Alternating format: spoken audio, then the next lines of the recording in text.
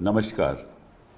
इस दिल से के एपिसोड में हम चर्चा करेंगे सुप्रीम कोर्ट के फैसले की, जिसने अभी एक अंतरिम ऑर्डर पास किया है वक्फ एक्ट के अंतर्गत। जो वक्फ एक्ट है, the unified Waqf management empowerment efficiency and development act 1995 as amended in 2025, उसमें एक अंतरिम ऑर्डर पास किया है।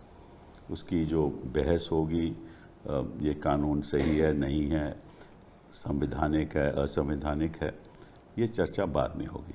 लेकिन इस बीच सुप्रीम कोर्ट ने एक ऑर्डर पास किया है। उसके बारे में कई अफवाहें हैं। कुछ लोग कहते हैं कि बड़ा अच्छा ऑर्डर है।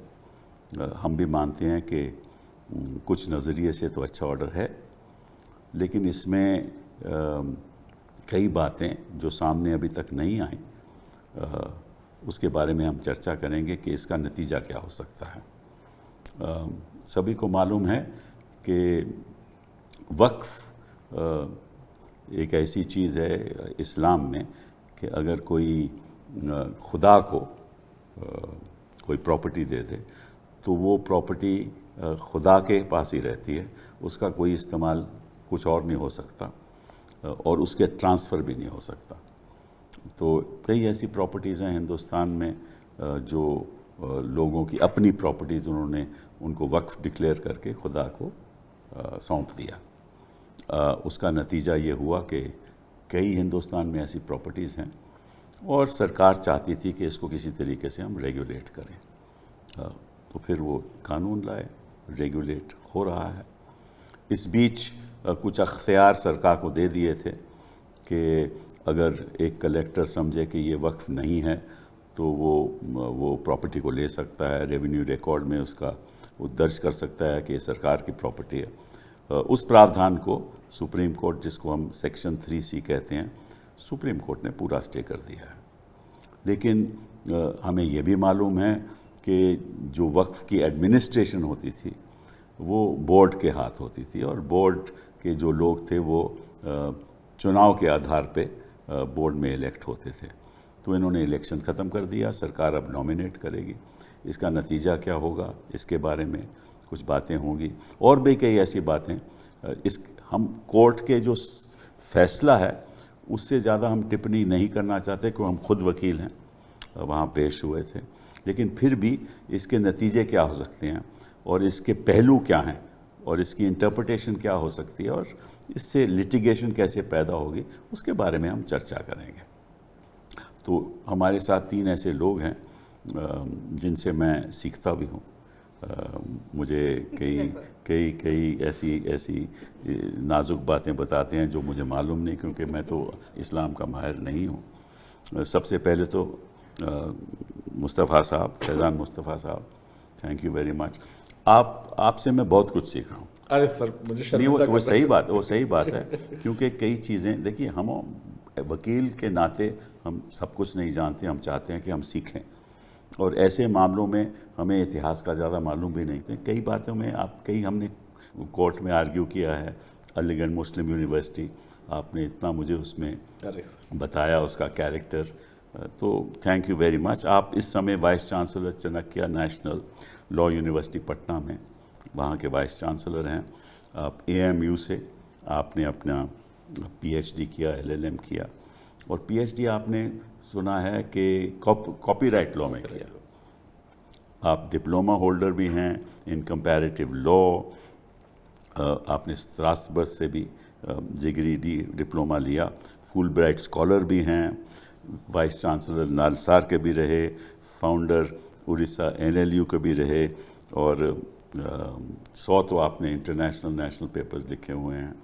तो जहाँ मैं देखता हूँ ऐसे मुद्दे आते हैं तो आपका मैं आर्टिकल ज़रूर पढ़ता हूँ, और TV में जो भी आप कहते हैं बड़े आप मतलब कि आपकी तुली बातें करते हैं। बहुत बहुत धन्यवाद आपका आने का। MR शमशाद साहब मेरे कॉलीग हैं सुप्रीम कोर्ट में और आज के दिन सीनियर एडवोकेट हैं, कई साल एडवोकेट ऑन रिकॉर्ड रहे, और civil law, arbitration, personal law, matrimonial law, institutional dispute resolution, आपकी दिलचस्पी इन चीज़ों में है, और आप कई बड़े बड़े लोगों को रिप्रेजेंट कर सकते हैं। ओवैसी साहब तो थोड़े मतलब के चर्चा में रहते हैं हर तीसरे दिन उनके आप वकील रह चुके हैं। I mean all India Muslim personal board के वकील रह चुके हैं, और कई कई ऐसे मुद्दे आए हैं सुप्रीम कोर्ट में, आपने मेरी मदद भी की है। और इस आपको मैं रेगुलरली असिस्ट भी करता हूं। हम सीखते हैं आप लोगों से वाकई में। जब तक हम सीखना बंद कर देंगे तब हम समझ लें कि हम बूढ़े हो गए, लेकिन जब तक सीखते रहेंगे तो जवान रहेंगे। बहुत बहुत धन्यवाद आपका आने का। और शाहरुख जी, थैंक यू वेरी मच। आप पहले भी यहाँ आ चुकी हैं हमारे शो में, और आपका बड़ा डाइवर्स करियर रहा है, क्योंकि आप एकेडमिक भी हैं, एक्टिविस्ट भी हैं आप, और आप बड़ी आपकी दिलचस्पी है एंड नॉलेज है in Persian poetry and Sufism. कई लोगों को मालूम भी नहीं शायद। LLB आपने national law school of India university से किया, और आपकी दिलचस्पी identity politics, class politics, political power में रही, और सोशल इश्यूज़ में आपकी अगेन बहुत भारी दिलचस्पी रही, और मार्जिनल कम्युनिटीज़ की हम हमेशा सहायता करते रहे हैं। कई बार आपको देखता हूँ मैं कोर्ट में बहस करते करते, टू प्रोटेक्ट द वीक। ये एक हमें भी लगता है कि हाँ, हमारे देश में कुछ ऐसे वकील भी हैं जो मार्जिनलाइज कम्युनिटी के लिए खड़े होते हैं। बहुत बहुत धन्यवाद आपका फॉर बीइंग हियर। तो फैज़ान साहब, ये बताइए कि जो फैसला तो अंतरिम हो गया, और ये अल्टीमेटली जो फाइनल ऑर्डर, फाइनल जजमेंट होगी, उसमें तो कई साल लग जाएंगे, तो इस बीच होने क्या वाला है? नहीं सर, फैसला बज़ाहिर तो लगता है अच्छा। अगर कोई ये सोचता था कि पूरा एक्ट स्टे होगा तो उसकी उम्मीद तो कम ही थी, लेकिन ये कि कई चीज़ें बड़ी पॉजिटिव हैं इसमें। मुझे नहीं लगता कि इसमें फाइनल आर्गूमेंट जल्दी होने वाले हैं। तो अब जो भी सुप्रीम कोर्ट ने प्रावधानों को स्टे कर दिया या थोड़ा सा उन्हें डाइल्यूट कर दिया, जैसे नॉन मुस्लिम्स के रिप्रेजेंटेशन के नंबर्स फिक्स कर दिए, वो लॉ वैसे ही इम्प्लीमेंट होगा। लेकिन सबसे ज़्यादा जो फ्रस्ट्रेशन मुस्लिम कम्युनिटी में है वो वक्फ बाय यूज़र को लेके है कि कोर्ट ने उस सिलसिले में, जबकि वो जनरल प्रॉपर्टी लॉ का और हमारे जूरिस्प्रूडेंस का हिस्सा है कि अगर आपकी प्रॉपर्टी आपकी नॉलेज से मेरे इस्तेमाल में है over a long period of time, तो कभी अगर ये क्वेश्चन उठे कि ये कौन इसे यूज़ कर रहा है प्रॉपर्टी को, तो ये माना जाएगा मैं यूज़ कर रहा हूँ और आपकी इम्प्लाइड कंसेंट है उस पर। और वो प्रिंसिपल जो लार्जर बेंचेस इंक्लूडिंग बाबरी मस्जिद के जजमेंट में भी वक्फ ऑलवेज अ वक्फ, हाँ, तो उस पर ज़रा फ्रस्ट्रेशन है। लेकिन ये कि बहरहाल सुप्रीम कोर्ट का फैसला जो भी है वो देश का कानून है। तो मुझे तो ये लगता है बहुत स्लाइट मॉडिफिकेशन के साथ जो वक्फ लॉ बना है वो इम्प्लीमेंट होगा। तो ये वक्फ यूज़र का इसमें बारीकियां क्या हैं? क्या लोग क्यों कहते हैं कि ये वक्फ यूज़र ख़त्म कर दिया इन लोगों ने? नहीं, लोग इसलिए कह रहे हैं कि ओरिजिनल तो इनका प्रावधान जो प्रपोज था बिल में, वो तो ये था कि पुराने वक्फ यूज़र भी ख़त्म हो जाएंगे। लेकिन जब JPC में हुई बहस, मैं भी अपीयर हुआ था, 6 घंटे हमारी एविडेंस चली वहाँ पे। उसके बाद उन्होंने कहा नहीं साहब, प्रोस्पेक्टिव रहेगा। तो अब आइंदा से जो वक्फ बाय यूज़र होंगे उस पर इस लॉ की जो शर्तें हैं वो लागू होंगी। लेकिन सर, प्रॉपर्टी के मामले में और हमारे मुल्क में डॉक्यूमेंटेशन वैसे भी ज़रा ख़राब है, तो अक्सर ऐसे ही प्रॉपर्टीज़ हैं जो पुरानी प्रॉपर्टीज़ हैं जिनके पेपर्स नहीं हैं लेकिन वो लोग इस्तेमाल कर रहे हैं।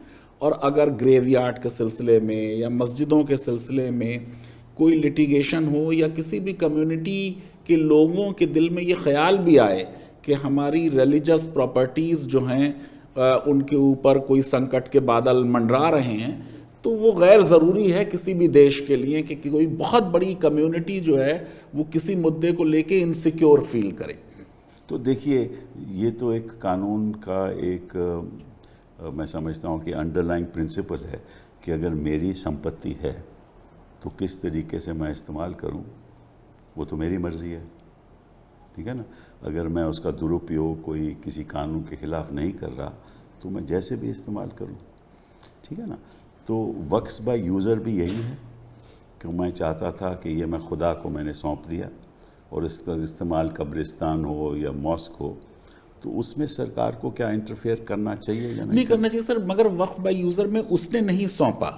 इट इज लाइक दिस कि आपकी कोई प्रॉपर्टी थी और मैंने समझ लीजिए उसमें मुर्दों को दफन करना शुरू कर दिया और आप आते जाते उसे देखते हैं, लेकिन आपने कभी ऑब्जेक्शन नहीं किया और for a long period of time ये होता रहा। तो ऑब्जेक्शन तो आप तो चले गया, आप ऑब्जेक्शन कहाँ करेगा आज के दिन? नहीं, उसने नहीं किया, उसके डिसेंडेंट्स ने भी नहीं तो फिर किया। आज के दिन तो कोई नहीं कर रहा ना। That is a point. तो सरकार को क्या तकलीफ है? नहीं, सरकार को नहीं बोलना चाहिए सर। वक्फ का पूरा मामला जो है वो एक प्रॉपर्टी से ओनर की क्या रिलेशनशिप है इस पे डिपेंड कर रहा जी है। हाँ। अगर ओनर ने वक्फ कर दिया through deed, that is okay. अगर उसने डीड के जरिए नहीं किया लेकिन इम्प्लाइडली अलाउ कर दी अपनी property to be use by somebody else, वो भी ठीक है।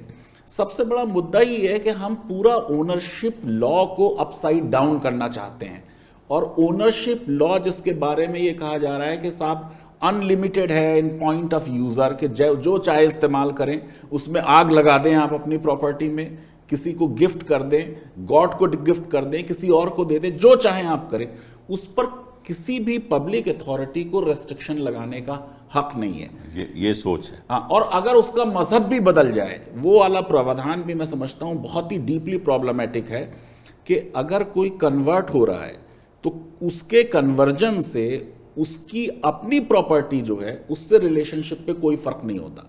कन्वर्जन से जिससे उसने शादी कर रखी है उस पर फर्क हो सकता है कि वो कहे कि भाई मैं तो अब तुम मुसलमान हो गए, तुम्हारे साथ नहीं रहना चाहती हूं, मैरिज डिसॉल्व हो जाए, ठीक है। लेकिन वो प्रॉपर्टी जो उसने इनहेरिट की थी या अर्न की, वो उसकी अपनी प्रॉपर्टी है। वो आज मुसलमान हो जाए, कल क्रिश्चियन हो जाए, परसों फिर हिंदू हो जाए। अगर रिलीजन एक प्राइवेट डिसीजन है तो प्राइवेट डिसीजन को स्टेट को रेगुलेट नहीं करना चाहिए। कन्वर्ट हो या ना हो, वो अगर अपनी प्रॉपर्टी किसी को देना चाहता है, आप उस पर रेस्ट्रिक्शन नहीं लगा सकते। हिंदू टेम्पल तो रेगुलेट होते हैं, नहीं होते? होते हैं, लेकिन वक्फ ज्यादा क्लोजली रेगुलेटेड है। आप देखिए कि कोई भी सेंट्रल लॉ हिंदू टेम्पल्स के बारे में नहीं है, लेकिन वक्फ के बारे में सेंट्रल लॉ इतने सालों से है। और जो वक्फ बोर्ड के ऊपर स्टेट का कंट्रोल है वो हिंदू टेम्पल्स के मुकाबले में ज़्यादा है, जबकि जो हिंदुत्वा के ग्रुप्स हैं उनमें यह समझाया जाता है कि वक्फ बोर्ड को बहुत पावर्स दी हुई हैं और देखिए टेम्पल्स पे स्टेट का कंट्रोल है। जैसे मद्रास में लॉ है या कर्नाटका में है या तेलंगाना और आंध्रा में लॉ है, लेकिन ये बात सही नहीं है। और सर, वक्फ बोर्ड भी कोई प्राइवेट लैंड माफिया की बॉडी नहीं है, ये स्टेट है, ये गवर्नमेंट है। जो वक्फ सर्वे भी होते थे तो सर्वे कमिश्नर कौन थे? पब्लिक सर्वेंट्स थे। स्टेट के लोग सर्वे करके और वो as a civil court operate करते थे। वो एविडेंस देखेंगे, लैंड रेवेन्यू किसने पे की, रेंट किसने पे किया, टैक्स किसने पे किया। उसके बाद उन्होंने रिकमेंडेशन की वक्फ बोर्ड को, which is a state under article 12।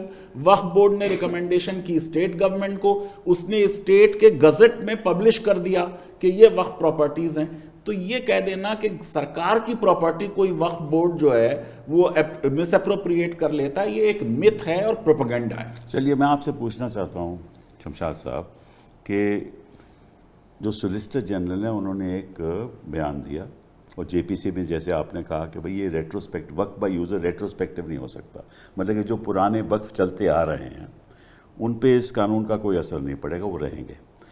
आइंदा में इन जो भी आप वक्फ बनाओ उसका एक आपका वक्फ डीड होना चाहिए, उसको रजिस्टर होना चाहिए, और अगर जो पुराने रजिस्टर नहीं होते उसका कोई कॉन्सिक्वेंस, नतीजा इस कानून में नहीं लिखा गया। तो इसमें क्या होने वाला है और क्या हो सकता है? उसमें जहाँ तक मैं समझता हूँ सर, ये हमने भी उनको जेपीसी में ये बात कही थी कि वक्फ बाय यूज़र जो क्रिएट हुए हैं आज तक, वो इस तरह से हुए हैं। सुप्रीम कोर्ट ने अलग अलग जजमेंट्स में 1976 में, उसके बाद अभी अयोध्या जजमेंट की बात की, हर जगह ये बात कही गई है कि जब आप अपनी प्रॉपर्टी को वक्फ में देते हैं तो वहाँ डेडिकेशन की ज़रूरत होती है। और डेडिकेशन का मतलब ये नहीं होता कभी भी कि आप ये डीड वीड करेंगे, लेकिन हाँ, डीड अगर कर दें तो अच्छी बात है।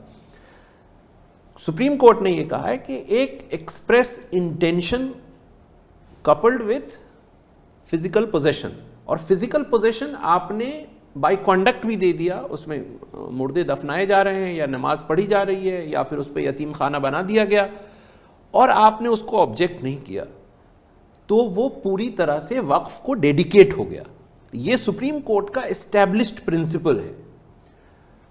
उस प्रिंसिपल को एडवर्स पोजेशन जैसे होता है। अब आते हैं सर, उस पर आ रहे हैं, क्योंकि उसमें भी यही बात कही है कि ये प्रोस्पेक्टिव है। जब वो लिमिटेशन के प्रोविजन को हटाया गया उसमें भी ये कहा गया है कि ये प्रोस्पेक्टिव है, लेकिन वो इम्प्लीमेंट कैसे होगा? वक्फ बाय यूजर और लिमिटेशन को हटाना दोनों के बारे में ये कहा गया है कि ये प्रोस्पेक्टिवली अप्लाई करेगा, लेकिन वो इतना मुश्किल है, मेरी समझ में वो मुश्किल है। ये कह तो दिया कि प्रोस्पेक्टिव होगा और रेट्रोस्पेक्टिवली अप्लाई नहीं करेगा। उसको ऐसे देखा जा सकता है कि किसी के ग्रैंडफादर ने ये प्रॉपर्टी दे दी, वो डेडिकेट हो गया, उसमें वक्फ डीड नहीं है, 3 जनरेशन खत्म हो गई, रेवेन्यू रिकॉर्ड में अभी नाम आ रहा है उसका जिसने डेडिकेट किया था, उसके 4 बच्चे हैं, 3 ने ऑब्जेक्ट नहीं किया, एक कहता है कि साहब ये प्रॉपर्टी जो है इसमें ये मेरे ग्रैंडफादर की थी। तो अब हुआ क्या यहाँ पर, इस इशू के आने की वजह से, चाहे वो कुछ भी कह लें आप, लेकिन एक केस बन गया। और जब केस बन गया तो आपने 36 में 7A डाल दिया, वहाँ कह दिया कि डिस्प्यूट नहीं होना चाहिए। तो इसका मतलब ये है कि वो on the face of it वो वक्फ बाय यूजर जो एक सब्सटेंटिव कॉन्सेप्ट है उस पर बड़ा सवाल खड़ा हो गया, और उसमें वो जो पूरे इलाके के लोग हैं जो 100 साल से मस्जिद में नमाज पढ़ रहे हैं या मुर्दा दफना रहे हैं, उन सब के लिए एक बहुत बड़ी प्रॉब्लम क्रिएट हो गई। तो हर केस में तो ऐसा नहीं होगा ना, जैसे आप उदाहरण दे रहे हो, ये तो कभी एक इक्का दुक्का केस में हो सकता है। नहीं, ये हो सकता है, नहीं, हर केस में तो नहीं हो सकता ना। कब्रिस्तान अगर तो पिछले 50 साल से चल रहा है तो इसमें कोई ऐसा तो कोई इशू नहीं आ सकता। मई के मिड में ये आर्गुमेंट हुई जो जजमेंट में रिकॉर्डेड है, और 6 जून को पोर्टल इनॉग्रेट किया गया। तो जो सेंट्रल गवर्नमेंट ने कोर्ट में बहस की उसका रिफ्लेक्शन उस पोर्टल में क्यों नहीं है, अगर ऐसा ही था तो?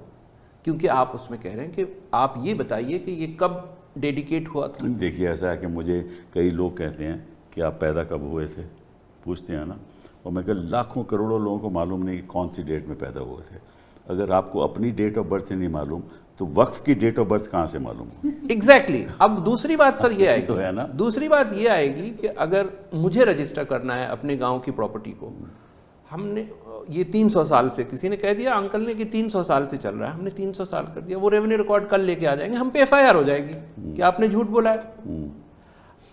तो जो FIR तो होगी, फिर वक्फ का जो कैरेक्टर नहीं खत्म होगा ना, क्योंकि इस कानून में देखिए, मैं आपसे थोड़ा इत्तेफाक रखता हूँ, इस कानून में ये नहीं कहा कि अगर आप ये नहीं बता पाओगे कि कब वक्फ बनाया गया तो इसका कैरेक्टर और वक्त खत्म हो जाएगा। कॉन्सिक्वेंस नहीं दिया गया कोई।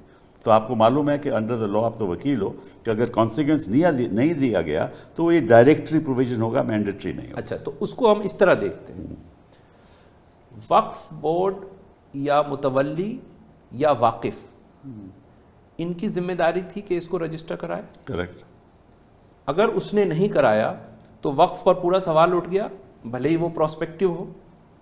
अगर एक आदमी इस बात में उलझ गया कि ये वक्फ है कि नहीं है, इसको प्रूव करना है या उसको अपने आप को डिफेंड करना है, तो फिर वो वक्फ प्रॉपर्टी तो फिर पब्लिक डोमेन में फिर वो जिसको जैसे मर्जी आएगी करेगा, क्योंकि वो एक वक्फ को देखने वाला या उसको संभालने वाला या उसका एक गार्जियन तो एक पर्सन होता है। अब वो पर्सनल लिटिगेशन फेस करेगा या वक्फ को फेस करेगा? मुतवल्ली की बात छोड़ो, जो वहाँ मतलब मॉस्क की बात करें हम जी, तो अगर जो वर्शिपर्स हैं, आम आदमी है, वो जाके वहाँ नमाज पढ़ता है, तो वो तो राइट तो उसका बनता है ना। मुतवल्ली ने रजिस्टर किया नहीं किया, राइट तो उसका है कि वो नमाज, उसको हक है पढ़ने का। तो वो बात तो सामने आएगी ना कोर्ट में, और कॉन्सिक्वेंसेस दिया नहीं।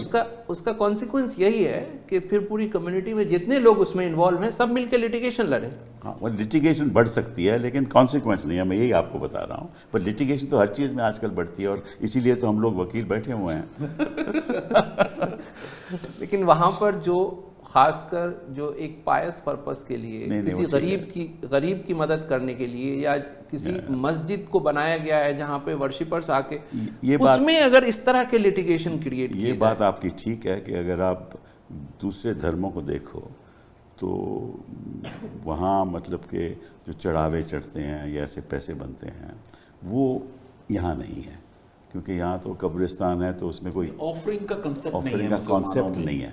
तो ये वाकई में जो आम आदमी के लिए ये कॉन्सेप्ट ही इसी के लिए है कि मेरे पास संपत्ति है, मैं अमीर हूँ, मेरे पास एक जगह है, मैं कब्रिस्तान को देना चाहता हूँ, तो उसमें को पैसे तो बनाने की बात नहीं। तो थोड़ा सा एक गॉडली इंटेंट है इसके पीछे। लेकिन पीछे के जो जो जो पास्ट के वक्फा यूज़र हैं उसको चाहे जिस तरह से भी, जिस बैकग्राउंड में भी प्रोटेक्ट किया, जो बाद में जो भी उसका अंजाम होगा, on principle you may be right sir. लेकिन अब उसमें एक सवाल ये आता है कि हमने 3 लेजिस्लेशन पढ़ के सुनाया था जेपीसी को कि वहाँ पे टेम्पल बाय यूज़र, आश्रम बाय यूज़र सब हो सकता है। वो स्टैट्यूटरी लेजिस्लेशंस का पार्ट है, आंध्रा के, उड़ीसा के, और एक और दिया था, 3 दिया था। तो वो तो आप देखिए, वो तो आप बहस करेंगे जब फाइनल माइंड में आएगा तो आप बहस करना ना उसके बारे में। शाहरुख जी आप बताइए, आपका क्या नजरिया है इसके बारे में? So I have a history of never giving you a direct answer. Indulge me this time as well. ठीक है। I'm going to step back and I'm going to say that ये जो पूरा act है, it's based on at least 2 prejudices and 2 promises. अच्छा। I think the prejudices are that when you speak about waqf property, and this is also the political narrative, there is fear and there's derision कि ये मुसलमान जो हैं इनके पास इतनी centrally located property आई कैसे, must be ill gotten, it must be an encroachment. ये नैरेटिव है आपके हिसाब से across the board. I think I've heard people laugh saying कि अच्छा ओबरॉय को भी ये वक्फ कहते हैं, अच्छा दिल्ली हाई कोर्ट भी वक्फ प्रॉपर्टी है। So there is derision, there is this general sense of fear, and so that's the prejudice number one. The second prejudice is what Professor Mustafa has been saying, that the board and the tribunal are statutory bodies, they're state, but they're looked upon as some kind of Muslim mafia. They're looked upon as some kind of Muslim enclave, forever trying to get their grubby fingers on any property that they can see and encroach upon it. And both these prejudices, the interim order has reiterated. It's upheld it in many ways, by the language used, by the implications made, by saying in an unsubstantiated way कि encroachment तो करते हैं ये लोग। तो देखिए इसका दुरुपयोग तो होता था वक्फ प्रॉपर्टी का, मुतवल्ली रेंट पे देके खूब पैसा बनाते करते थे ना। So therefore, sir, the 2 promises then, the 2 promises with the prejudice, the promise was to all these petty farmers, middle class people whose land is ostensibly been encroached by the Waqf board across states, तो उनके लिए इस act ने कुछ नहीं किया है। The dispute was only between the government and the Waqf board, और वहाँ पे अगर dispute है, they were trying to give the government an upper hand. It doesn't do anything for petty farmers or any farmer or any middle class person. The second promise was to the beneficiary कि मुतवल्ली चोर है, we will save you from the mutawalli. Again, this act does nothing for the beneficiaries. If anything, it takes away whatever little power they had. There's no transparency and there's no participation of the stakeholders. In a way, it's like the doctrine of lapse, जो Dalhousie करते थे कि mismanagement, I will take over.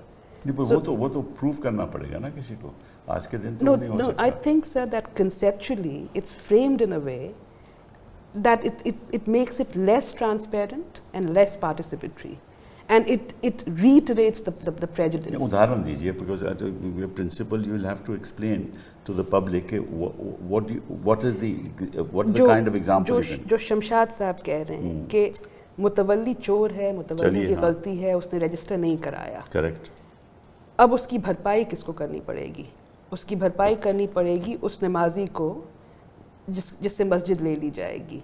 ये कहाँ लिखा है कि उससे मस्जिद ले, क्योंकि मस्जिद में अगर नमाज पढ़ी जा रही है तो कानून में ये तो नहीं लिखता कि मस्जिद ले ली जाएगी। अगर रजिस्ट्रेशन नहीं होता है सर, फिर भी कॉन्सिक्वेंस नहीं दिया। No then we will go to court, but we will go to court and in the meanwhile while the matter is pending in court, नमाज तो बहरहाल रुकेगी सर। नहीं, ये तो आज के दिन तो ऐसा नहीं हुआ। अगर ऐसा कोई कोशिश करे तो तुरंत आप कोर्ट जा सकते हो और कह सकते हो कि ये कानून में तो ऐसा कुछ लिखा नहीं है। ठीक बात है आपकी कि इसमें ज़रूर थोड़ी बहुत लिटिगेशन होगी, बट ये कहना कि जो फैसला है उसमें ये है कि ये लोग कब्जा कर लेंगे। The balance of convenience will be against the Namazi, sir, as we have seen across the board with all these disputes involving Then you are talking about the reality, not the law. But जो शर्म कह रही है sir, मैं जरा उसको explain करूंगा। करिए। नरेटिव, हमारी ये कॉन्वर्सेशन रहती है, anybody can participate. Sir narrative ये है कि वक्फ दूसरों की प्रॉपर्टी जो है वो मिसअप्रोप्रिएट करके डिक्लेयर कर देते हैं, और खास तौर से गवर्नमेंट की प्रॉपर्टी। ये एक बात है। जो रियलिटी है जिसकी तरफ आपने कि वक्फ के मुतवल्ली करप्ट हैं, वो वक्फ की प्रॉपर्टी बेच देते हैं। तो दोनों तरीके से वक्फ का नुकसान हो रहा है। बेसिकली जिसको उसको इफेक्टिवली एडमिनिस्टर करना था वो बेईमान है, तो दूसरे की नहीं लेता वो प्रॉपर्टी जो वक्फ थी ऑलरेडी प्रॉपर्टी, वो उसको बेच रहा है, उसको बिल्कुल एड्रेस नहीं किया गया। दूसरी चीज सर, जब इसमें इतना लंबा 50 लेटर्स का टाइटल हमने दे दिया, पहले वक्फ एक्ट 4 लेटर में था, WAQF, अब इतना इफिशिएंसी और मैनेजमेंट दिस एंड दैट, जो उसकी एडमिनिस्ट्रिंग बॉडी है उसकी पावर्स बहुत ड्रास्टिकली रिड्यूस कर ली। तो ये कैसे मुमकिन है कि वो इफेक्टिव एडमिनिस्ट्रेशन करेगा? तो एक्ट जो है सर वक्फ के एडमिनिस्ट्रेशन को वीक कर रहा है। जो इंस्टीट्यूशंस वक्फ प्रॉपर्टीज को प्रोटेक्ट करते उनकी पावर्स को रिड्यूस कर रहा है। एक तो सर ये चीज है। दूसरी चीज सर ये है कि वक्फ के सिलसिले में ऐसा एक पूरे माहौल बना हुआ है कि साहब they are the 3rd largest owner of the land after railways. कोई भी डिफरेंट वक्फ बोर्ड्स हैं, कोई एक सेंट्रल वक्फ बोर्ड नहीं है। सेंट्रल वक्फ काउंसिल भी कोई चीज ओन नहीं करती है। तो जितने आपके 30-32 वक्फ बोर्ड्स हैं उनकी अलग अलग प्रॉपर्टीज हैं, और जो टेम्पल प्रॉपर्टीज हैं इवन 3-4 स्टेट्स में उनके पास भी बहुत प्रॉपर्टीज। मैंने तो उदाहरण दिया था पार्लियामेंट में अपनी स्पीच के बारे में। जी आपने दिया था उदाहरण। तो मेन चीज यह है कि जो मिथ मेकिंग है वो जजमेंट और इंटरिम ऑर्डर में आ जाए। अब जैसे ये कि साहब आंध्र प्रदेश में ये चीज सामने आ गई कि साहब वक्फ प्रॉपर्टीज जो हैं गवर्नमेंट की वो वक्फ डिक्लेयर कर दी गई। सर उसकी प्रोसेस इतनी मुश्किल है किसी प्रॉपर्टी को वक्फ डिक्लेयर करने की कि वक्फ बोर्ड के या मुतवल्ली के चाहने से नहीं होगी। ऑलरेडी आंध्रा में क्या हुआ बताइए जरा। नहीं, आंध्रा में सर जो वो कह रहे थे कि साहब ये इतनी प्रॉपर्टीज थी जिन्हें वक्फ डिक्लेयर कर दिया गया, और वो हाई कोर्ट गए और उसके बाद सुप्रीम कोर्ट गए, और सुप्रीम कोर्ट ने क्वैश किया। स्टेट के डिसीजंस क्वैश होते हैं, पार्लियामेंट के पास किए हुए लॉ भी क्वैश होते हैं। That does not mean parliament is misusing its powers. गलत डिसीजन कोई हो गया, वो क्वैश हो गया। Waqf board by and large is a state body. Waqf board की रिकमेंडेशन पे स्टेट जब नोटिफाई करती है गजट में तभी कोई प्रॉपर्टी वक्फ डिक्लेयर होती है, तो इसका मतलब स्टेट भी उसमें पार्टी है। लेकिन जब हमें कहना है तो हमने कह दिया इन्होंने गलत डिक्लेयर कर दिया। हो सकता है उनके डॉक्यूमेंट्स में कोई वीकनेस हो सकता है कि बात ही एज सच सही से कोर्ट ना समझी हो, लेकिन बिना किसी प्रॉपर प्रूफ के कोई भी प्रॉपर्टी वक्फ डिक्लेयर की ही नहीं जा सकती। सर्वे सरकार को करना था, अब आप कह रहे हैं कि सरकार को सर्वे करने की जरूरत नहीं है। किसी भी चीज में से जनरलिस्ट ऑफिसर को जिसके पास बहुत सा काम है, डीएम के बारे में कितना हमारा सेकंड एडमिनिस्ट्रेटिव रिफॉर्म कमीशन भी कह चुका है कि डीएम ओवरबर्डन्ड है, सारा काम हम उसी को दे दें। सर्वे कमिश्नर भी स्टेट के ऑफिसर थे, पब्लिक सर्वेंट थे, हमने क्यों ना खत्म कर दिया? उन्होंने सर्वे नहीं किया। अब सर्वे नहीं किया तो वक्फ बोर्ड इसके लिए कैसे जिम्मेदार है? इसके लिए तो स्टेट जिम्मेदार है, ड्यूटी स्टेट की थी। तो स्टेट का फेलियर भी वक्फ बोर्ड के माथे मर दें, ये कोई सर फेयर बात नहीं। अच्छा, अमेरिका कानून में आपको याद होगा शमशाद भाई के हमने ये बताया कि जम्मू कश्मीर में केवल 2 प्रॉपर्टीज रजिस्टर्ड है। सर मैं आता हूँ उस पर, वो बड़ी इंटरेस्टिंग बात हुई कि इनको ये दिखाना था कि साहब ये पिछले कुछ सालों में 10-20 सालों में वक्फ की प्रॉपर्टीज़ जो हैं डिस्प्रोपोर्शनेटली बढ़ गई। जी। अच्छा, वो कैसे दिखाना होगा? वो इन्होंने कहा कि साहब ऐसा है कि अभी तक तो वक्फ की प्रॉपर्टी इतनी थी लेकिन अब इतनी कही जा रही है। जब इनको उसका उसका फाउंडेशन इस तरह डाला इन्होंने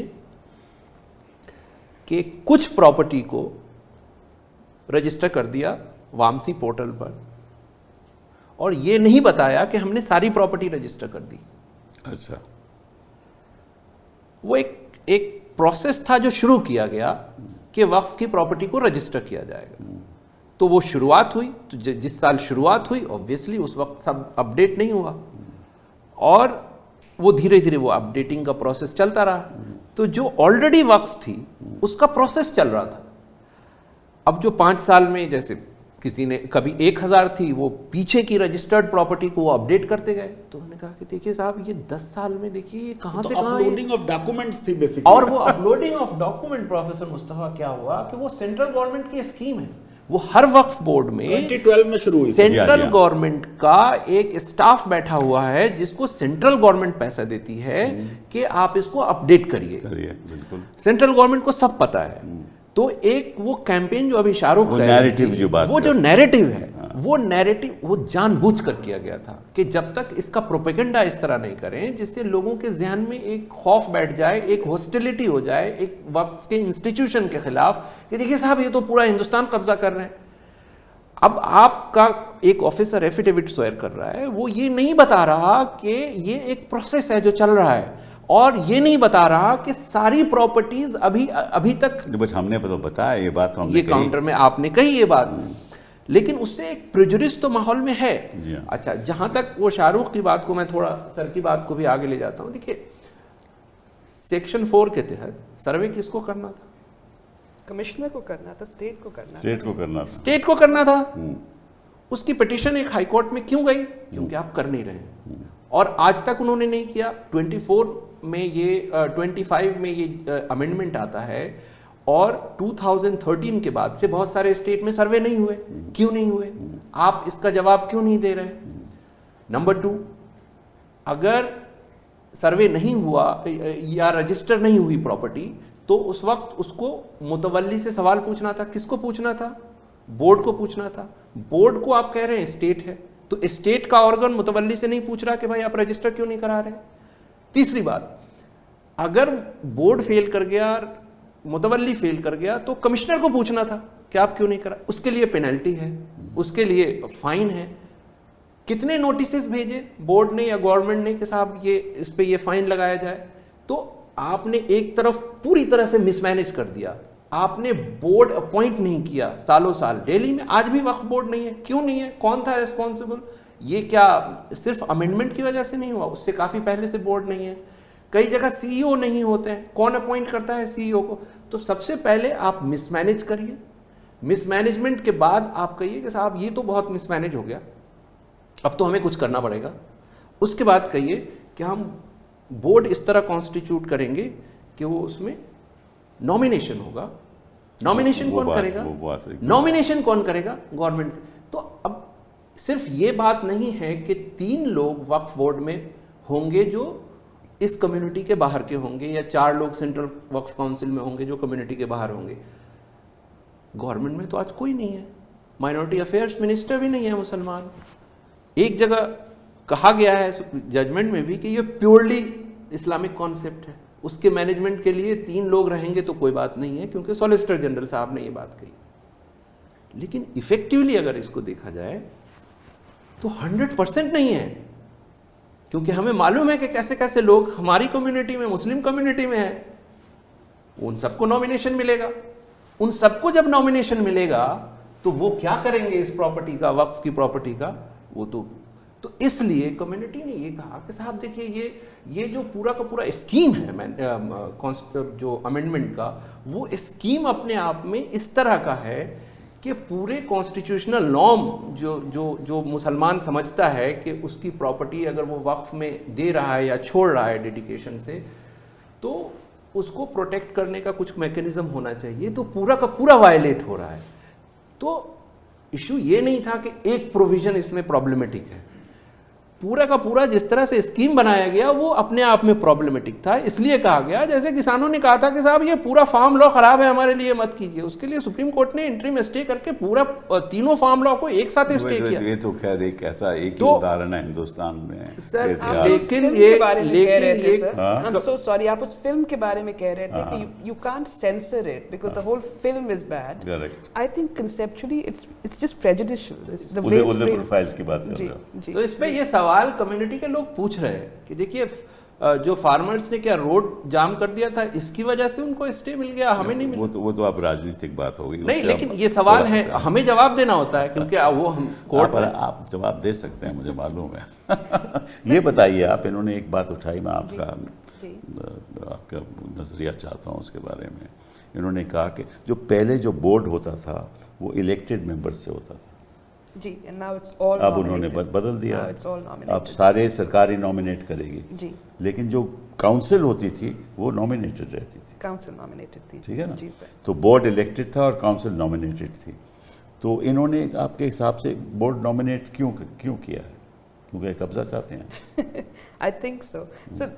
दो बिल्कुल जो आप कह रहे थे सर कि दो बिल्कुल कॉन्ट्ररी नैरेटिव्स थे। एक ये कि ये बिल्कुल निकम्मे हैं, इनसे कुछ नहीं होता है, they keep frittering away their property, और दूसरा कॉन्ट्ररी ये कि ये इंक्रोच करते हैं, they have their grubby fingers everywhere, and both these narratives manage to go together. And now ये नैरेटिव तो बनता है ना, मीडिया, मेन स्ट्रीम मीडिया भी इसको बनाता है narrative. And I think the act also does the same thing. The act, so the government says that because they are so useless, the board and the council, we will take control. We will supervise now, and it's taken direct control. So all the elected members. ये सही है फैजान साहब। At the same time encroachment. बहुत हद तक सही है sir. मतलब एक तरफ तो हमने डेमोक्रेटिक कैरेक्टर को अंडरमाइन किया, जो सही बात नहीं है। दूसरी चीज, स्टेट को कोई राइट नहीं होगा रूल भी बनाने का, तो हम फेडरलिज्म के भी अगेंस्ट जा रहे हैं। अभी तो वक्फ में स्टेट के भी लॉज हो सकते थे, अब वो लॉ तो एक सेंट्रल हो गया और रूल्स भी नहीं बनाएंगे। स्टेट को अब सिर्फ एक हक है वो रूल बनाने का कि आप मुसलमान हैं कि नहीं, आपको कितना ग्रेडिंग होगी सबकी, वो 5 years वाला प्रॉब्लमेटिक है इसलिए क्योंकि रिलीजियोसिटी किसी की स्टेट डिटरमिन करे, तो क्या हम ईरान की तरह रिलीजियस आपको 5 साल तक मुसलमान होना पड़ेगा, हाँ, उससे पहले आप कोई वक्फ नहीं प्रोबेशन पे रहेंगे। सर अगर कोई तो पुलिस कैसे वाला तय करेगा कि 5 साल का मैं अच्छा नहीं मुसलमान सर, हूँ? कोई पुलिस वाला अगर डिटरमिन करने पे आए कि ये फैजान मुस्तफा रोजे नहीं रखते, नमाज नहीं पढ़ते, दाढ़ी नहीं है इनकी, तो ये तो मुसलमान है ही नहीं। ये सर प्राइवेट मैटर है किसी का। उसमें एक और बात है सर कि ये मुसलमान के कॉन्टेक्स्ट में आया है और वक्फ के कॉन्टेक्स्ट में आया है। जी हाँ, प्रॉपर्टी से रिलेटेबल है, माय रिलीजियस फेथ। जो प्रोफेसर मुस्तफ़ा ने कहा, बिल्कुल आई एग्री विथ हिम। दूसरी तरफ जो मेजॉरिटी कम्युनिटी है उसके बारे में सुप्रीम कोर्ट का जजमेंट है कि इट्स वे ऑफ लाइफ। तो जब ये डिस्कशन होगा तो सिर्फ आपके बारे में पूछा जाएगा कि demonstrate yourself, and since the that you are a Muslim, अब उसके कोर्ट ने कहा कि उसके रूल्स बनाएंगे, स्टेट बनाएगी और उस स्टेट में उस स्टेट के बनाए हुए मैकेनिज्म में अपने आप को फिट करके दिखाइए। अच्छा, किसी और कम्युनिटी के जो रिलीजियस एंडाउमेंट एक्ट्स हैं उसमें उनको नहीं कहना, because supreme court says that. नहीं, बिकॉज आपके यहाँ तो कन्वर्शन होता है ना सर, कन्वर्जन तो हर हिंदुइज्म जगह में तो होता है। कन्वर्शन कहते हैं, नहीं इतने होता। सारे रिलीजन, इतने सारे घर वापसी एक्ट क्या है? वैसे को फॉर्मल ऐसा तो नहीं है ना। नहीं, घर वापसी तो सर कानून में जितने इतने ये जो एंटी कन्वर्जन लॉज 1 दर्जन स्टेट्स में बने हैं उसमें स्पेसिफिकली उन्होंने लिखा है कि reconversion will not be covered by. Ghar wapsi हुआ ना, आप कन्वर्ट किए तो फिर आपको घर वापस आना पड़ेगा। कन्वर्ट किए आज से 500 साल पहले, अब आप उसे कह रहे हैं वो घर वापसी, वो पॉइंट नहीं है सर। जो शमशाद बात कह रहे हैं वो पॉइंट ये कि जजमेंट में, इंटरिम ऑर्डर में कई जगह आपके और अभिषेक मनु सिंघवी के आर्गुमेंट का जिक्र है कि साहब हिंदू एंडाउमेंट लॉज में ये नहीं है। जी हाँ, द पॉइंट इज सर कि कहीं पे भी जजमेंट में फिर उसका रेफरेंस नहीं आ रहा, उस कंपैरिजन। जब हम ये कह रहे हैं कि ये चीज हर जगह है, होनी चाहिए, तो फिर सब जगह करें। वन नेशन वन लॉ का मतलब जो स्लोगन एंडाउमेंट एक्ट हैं उसमें कोई नॉन हिंदू नहीं आ सकता। सर नॉन हिंदू इस हद तक कि सिख, बुद्धिस्ट और जैन जो आर्टिकल 25 में are included within the definition of Hindu, वो भी नहीं आ सकते, वो भी नहीं आ सकते। लेकिन नालंदा यूनिवर्सिटी में बौद्ध भी है और हिंदुइज्म भी है, तो वहां हो सकता है। बट वो तो यूनिवर्सिटी है ना सर। जी हाँ, जी हाँ, वो तो यूनिवर्सिटी है, लेकिन गया में तो सर प्रोटेस्ट चल रही है। जी हाँ, बॉट्स कह रहे हैं कि हमें कंट्रोल दीजिए आप गया के इस पूरे कॉम्प्लेक्स का, और उनको कंट्रोल नहीं मिल रहा है। Sir the bigger question is कि चाहे हिंदू हो, चाहे मुस्लिम हो या क्रिश्चियन हो, किसी की भी रिलीजियोसिटी जो है वो एक उसका प्राइवेट मैटर है। बहुत साल पहले सर पंजाब से एक केस चला, सिख मेडिकल कॉलेज था, उसमें सिखों के लिए रिजर्वेशन था। जस्टिस केहर पंजाब में थे उस जमाने में। जी हाँ, जी हाँ। तो बच्चों ने एफिडेविट दिया कि हमारे नाम कौर हैं और सरदार हैं और हमें सिखिज्म में यकीन है, ये उनके एडमिशन हो गए। उसके बाद मेडिकल एग्जामिनेशन हुआ और कुछ लड़कियों का ये पाया गया कि उन्होंने आईब्रोज बनवा ली थी, उस पे उनके एडमिशन कैंसिल कर दिए गए। ओहो, अच्छा। और जस्टिस केहर ने उसको अपहोल्ड किया। मैंने उसके अगेंस्ट लिखा था रियली जी कि क्या हम ये right of minority educational institution से हम रिलीजियस पुलिसिंग करेंगे? अगर कोई कह रहा है कि मैं सिख हूं, दैट इज गुड इनफ। जो अमेरिका में है सर एसर्शन टेस्ट, आपने जो कह दिया, आप सोचिए सर आज क्या है कि अगर मैं मुसलमान फैमिली में पैदा हुआ, चाहे मैं एथीस्ट हूं, मैं वक्फ कर सकता हूं। और शमशाद साहब जो है अगर वो कन्वर्ट हुए हों तो 5 साल तक पुलिस देखेगी इनको कि ये नमाज वगैरह पढ़ रहे, रोजे रख रहे, अच्छा ज़कात नहीं दे रहे तो फिर नहीं मिलेगा। अच्छा, या झूठ बोल रहे हैं तो इनको नहीं माना जाएगा मुसलमान। तो ये सर हमको नहीं करना चाहिए। और फिर हमने जो हिंदू इंडाउमेंट लॉज हैं उनमें ये शर्त नहीं लगाई। सर इंडिया में आप सोचिए कि जो हिंदू नवाब हुए, जमींदार हुए, उनकी जो रियाया होती थी उसमें मुसलमान अगर थे तो उन्होंने मस्जिद बनवा दी, वक्फ कर दिया। जजमेंट्स हैं सर, नागपुर हाई कोर्ट का 1956 का, लाहौर का, मुंबई का, कितने ऐसे हैं जिसमें हिंदुओं ने वक्फ किया है। तो आप मुसलमानों का तो मुसलमानों का राइट जो करना है करिए, हिंदुओं का भी राइट छीन ले रहे हैं, ये क्या बात हुई? जो नॉन मुस्लिम्स हैं अगर उनकी प्रॉपर्टी है, वो किसी धर्मशाला के लिए देना चाहें, सड़क के लिए देना चाहें, स्कूल के लिए देना चाहें, वो नहीं चाहते ट्रस्ट करना।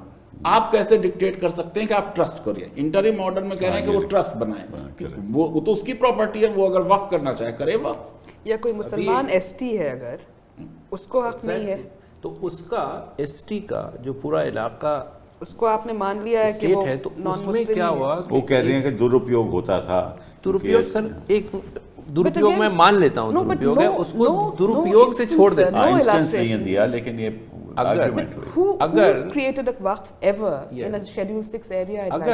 अगर मैं किसी ट्राइबल एरिया में ट्राइबल आदमी हूँ और मैं कहता हूँ अपने आप को कि मैं मुसलमान हूँ, तो मैं वक्फ नहीं कर सकता। It's as simple as that. Sir schedule caste में तो शर्त है कि यू शुड बी हिंदू, लेकिन शेड्यूल ट्राइब में वो शर्त नहीं है। नहीं है। तो शेड्यूल ट्राइब तो मुसलमान हो सकती हैं जी हाँ, तो उनको तो वक्फ करने का राइट होना चाहिए एटलीस्ट। अब ये तो अंतरिम फैसला है, इस पे तो बहस होगी। जी बहस होगी। हिंदुस्तान में कम से कम एटलीस्ट 17 स्टेट्स वैसे हैं जहाँ ट्राइबल एरियाज हैं जी हाँ, और उसमें मुसलमान भी हैं। तो वो चाहे जो अभी शाहरुख कह रही हैं सर, बेल का ऑर्डर होता है, उसमें ये कह दिया जाता है कि nothing said in this order shall be treated as any observation on merits of the case. जो सिविल प्रोसीडिंग्स होती हैं, सिविल प्रोसीडिंग्स में अगर कुछ फाइंडिंग दी जाती है इंटरिम स्टेज पे, हो सकता है वकीलों को बहस ना करने दिया जाए, लेकिन जब फाइनली जज साहब फैसला लिख रहे होते हैं तो वो एक बार पढ़ के देखते ज़रूर हैं कि क्या है ये। और कई बार ऐसा देखा गया है कि सिविल प्रोसीडिंग में क्रिमिनल की तरह नहीं लिया जाता, इसलिए वो एक कंसर्न है कि ये फाइंडिंग्स जो आई हैं, जैसे कुछ फाइंडिंग इस बारे में आ गई कि साहब इंक्रोचमेंट करते हैं, ये बहुत चूँकि ये सेंट्रल गवर्नमेंट का एक प्रोपेगेंडा था, वो किसी तरह से वो इंटरिम जजमेंट का भी पार्ट बन गया। Evading creditors, I am coming to that. अब ये आ गया कि ये बड़ा इंटरेस्टिंग है कि अब किसने प्लीडिंग्स में लिख के दिया या आई डोंट रिमेम्बर कि बहस हुई कि एक आदमी जो कर्ज नहीं देना चाह रहा, वही आदमी वक्फ करके for all the time to come अपनी प्रॉपर्टी को छोड़ना चाह रहा है तो ताकि कर्ज वहां कर्ज ना देना पड़े। Correct. वो तो कोई भी आदमी तो ये करेगा ना कि वो कर्ज उतार देगा, कम से कम वो जिंदगी सुकून से गुजार लेगा, इंस्टेड के वो वक्फ में दे। उसी तरह जो पॉलीगेमस ऐसा कोई उदाहरण था? मेरी जानकारी में तो नहीं था सर, लेकिन on हो the सकता है। contrary, the judgment records that you can't create a waqf if there's a charge on the property. That also the judgment records. और So I don't see how they've given that. और this दूसरी example. बात कि अगर ऐसी ही बात है तो हमारे पास सिक्योरिटाइजेशन एक्ट है, डीआरटी का कानून है, सिविल सूट में ये सारे इश्यूज फ्रेम हो सकते हैं। तो अब 9 लाख प्रॉपर्टी में अगर कोई 5 एग्जाम्पल कहीं से ले भी आता है तो क्या उसकी वजह से ये हो जाएगा कि चूंकि इस तरह से मिसयूज होता है तो इस पूरे लेजिस्लेशन को खत्म कर मगर लॉजिकली कर्ज नहीं देना है, वक्त कर देना है, तो मेरे हाथ से तो बहरहाल निकल गई प्रॉपर्टी। यही मैं कह रहा हूँ। उसी तरह शादी में आजकल तो मेंटेनेंस के लिए जब का जो कानून है उसमें लोग ये जरूर एफिडेविट पे हो सकता है गलत बयानी करते हो कि मेरी आमदनी कम है, लेकिन आमदनी कम करके वो बचाते हैं अपने पास। यहाँ तो वक्फ कर दिया तो इसका मतलब for all the time to come आपने प्रॉपर्टी बच्चों के हाथ से भी गई। तो ये अगर बहस की है सेंट्रल गवर्नमेंट ने तो इसका क्या लॉजिक है, वो समाउ जजमेंट का पार्ट वक्त बताएगा। हम तो बात केवल ये कह रहे हैं कि इसमें एक बड़े पाचीदे मुद्दे हैं और इस पे लिटिगेशन बढ़ सकता है।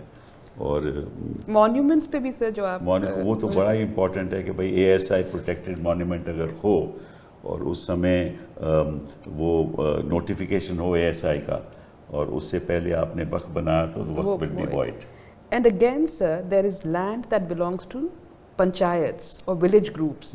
वो भी protected हो सकता है, उन्होंने उसमें वो यही तो प्रॉब्लम है ना कि ये बातें देखिए, जब आप ऐसा कानून बनाते हो तो ज़मीनी स्तर पे क्या हो रहा है ये किसी को मालूम नहीं।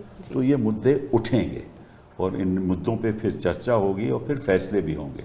तो आप ये ना समझिए और हम कम्युनिटी ये ना समझे कि एक अंतरिम फैसला नहीं है, ये एक फाइनल फैसला है। इसमें कई फैसले होने वाले हैं, ये बातें फिर सुप्रीम कोर्ट में आएंगी, फिर चर्चा होगी। May I say something? You're also doing the SIR matter in the Supreme Court. When I read this act and when I look at the SIR, the design is very similar. It's not about waqf, it's not about electoral rolls, but we used to be a state where the state went out to help people. The state was inclusive. The state took on responsibility. Here now, they're shifting responsibility onto everyone else. That's right. Saying it's none of my business. देखिए वहाँ it's a self-declaration. जैसे वक्फ was also a self-declaration. Exactly. वहाँ भी self-declaration that I am a citizen of India.